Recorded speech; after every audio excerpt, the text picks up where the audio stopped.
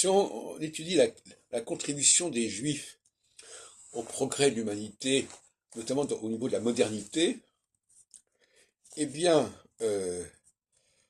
on s'aperçoit que malgré tout, c'est pas dans le domaine artistique qu'ils sont les plus brillants. C'est pas dans le domaine musical qu'ils sont les plus brillants. C'est dans le domaine scientifique, sciences sociales, sciences physiques.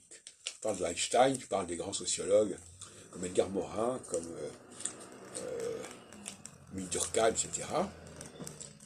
Et donc, je crois qu'en effet, c'est assez logique.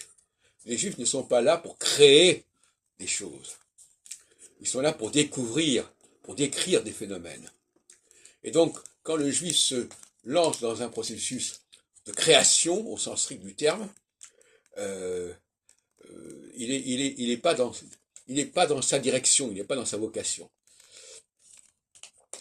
Pour ça, finalement, les Juifs ne sont pas très présents, même s'il y a quelques noms importants, mais enfin, ils ne sont pas extrêmement présents, puissamment présents dans le domaine artistique, voire même dans le domaine littéraire.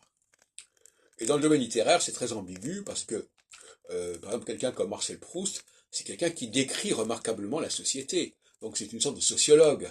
C'est pas quelqu'un qui invente des choses. À sens bon.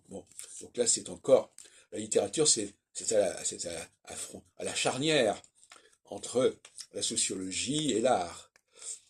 Donc, on pourrait dire que ça fait encore partie du champ d'action judaïque. Mais, d'une manière générale,